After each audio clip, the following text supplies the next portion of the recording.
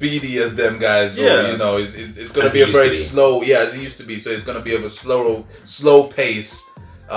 So you expect that kind of match from him. So that's why he's probably not as hyped. So obviously with Moxley, it's going to be a totally different fucking story. He's not going to be doing the flippy doodahs and stuff, but he's going to be more crazier and more innovative than Jericho. So so that's why he's probably not as hyped. But not to say nothing to take away from Jericho, because his promos and all the segments that he was in, it was just beautiful. The Le Champion, the way he's reinvented himself. I've never seen a wrestler reinvent himself so many times, and he's always had memorable moments in those reinvented every time he reinvents himself.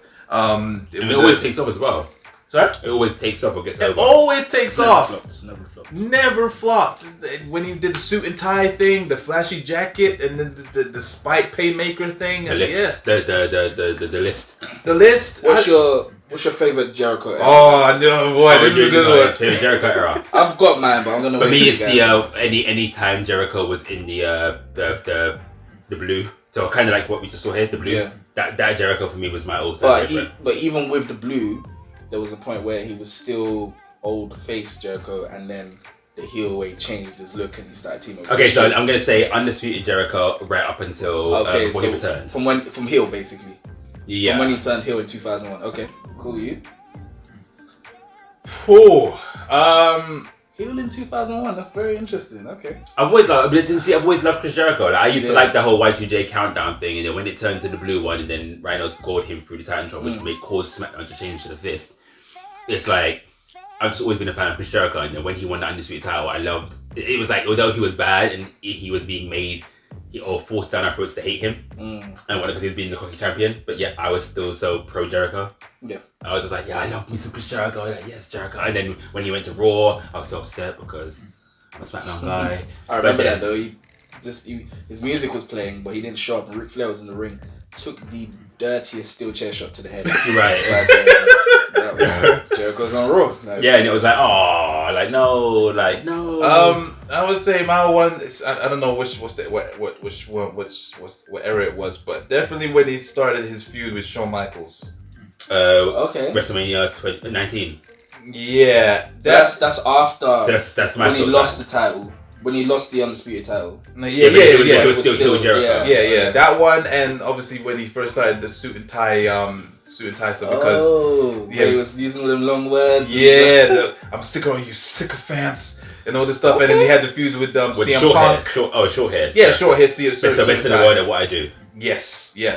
In his feuds with CM Punk and I can't so many. But yeah, that in between that was, for me, that was his best time. Obviously, the list of Jericho, I was gonna say him and Owens. That era was pretty good as well. That was ideal. But I think definitely most memorable. I could definitely always go back to when he first smashed Shawn Michaels' face into the screen and just watched that, and he punched Rebecca, his wife, in the face. That whole story. Referenced that on Dynamite, one of these Dynamites, because he's punched a woman. Oh, is he? I missed that. Okay. I didn't see that. So my favorite Jericho moment. They're all great, but I mean, I have to go back to me when I first was watching wrestling and growing up. Like, it was essentially the mid-card era when he was face. So when he had the old entrance with the countdown, alright? And then the first half of the blue entrance when he was still face. Right. So when he used to let his hair hang and he had the normal beard, when he was feuding with Benoit.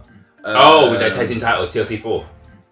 Yeah, but even before they teamed, when Benoit was here, they'd always face each other. Okay. So early 2001, late 2000s, right up until the time where he turned heel. How did he turn heel again? He won the title. No, because he turned heel before that. He was heel before. Well, he was like... No.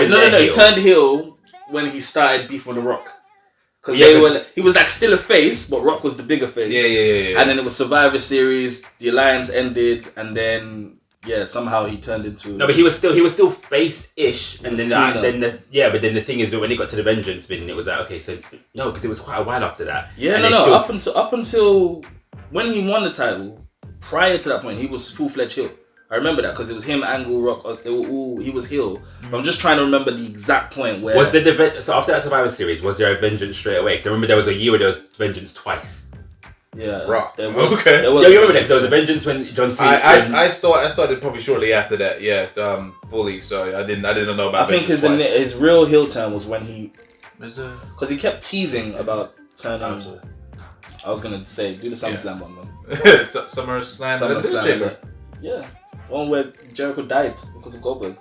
Oh, 2003 Elimination Chamber. Oh, that was SummerSlam. Oh, yes, SummerSlam. you're right. Yes, you're right. Second one was that SummerSlam. Yes. Yeah. So basically, from back in the day when he used to wear those jerseys like Y2J ice hockey. Oh yeah.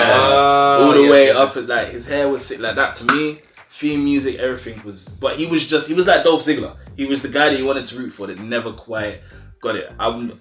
To this day, I'm still annoyed that I'm happy that he won the Undisputed title, but it would have been cool for him to have that moment while he was still a babyface. He did. He never really got that. His biggest moment, what? When he beat Triple H and they reversed the decision. Yeah. That you know that pop was but that's what I'm everything. saying. That is evidence. It's like they tested it. That's evidence that it could have worked. Can you imagine? He could have been up there with The Rock and Austin. He was literally the third person to me. What's going on, people? This is the man of the hour, Leo Rush, the 24-year-old piece of gold himself, here to ask you to share and subscribe to Robert Chaos's YouTube channel. Listen, we're doing a little show called Take It to the Table where we're talking about everything wrestling. So share, subscribe right now.